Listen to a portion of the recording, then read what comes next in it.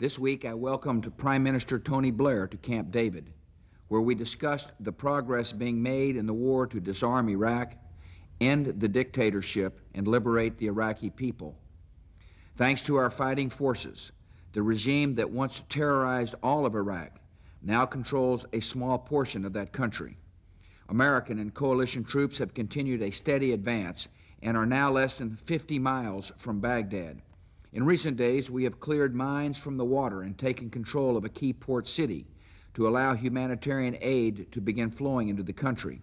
We have secured more than 600 oil wells and have begun putting out the few oil well fires set by the enemy. Our efforts to protect the wealth that belongs to the Iraqi people are paying off. And we have prevented the dictator from launching missiles from key sites in western Iraq. We are now fighting the most desperate units of the dictator's army. The fighting is fierce, and we do not know its duration, yet we know the outcome of this battle. The Iraqi regime will be disarmed and removed from power. Iraq will be free. In the last week, the world has seen firsthand the cruel nature of a dying regime. In areas still under its control, the regime continues its rule by terror. Prisoners of war have been brutalized and executed. Iraqis who refuse to fight for the regime are being murdered.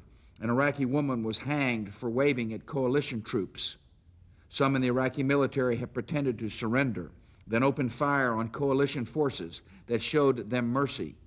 Given the nature of this regime, we expect such war crimes, but we will not excuse them. War criminals will be hunted relentlessly and judged severely.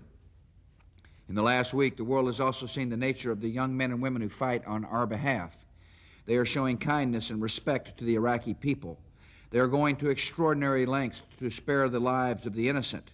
Our forces are delivering food and water to grateful Iraqi citizens in Safwan and Qasr.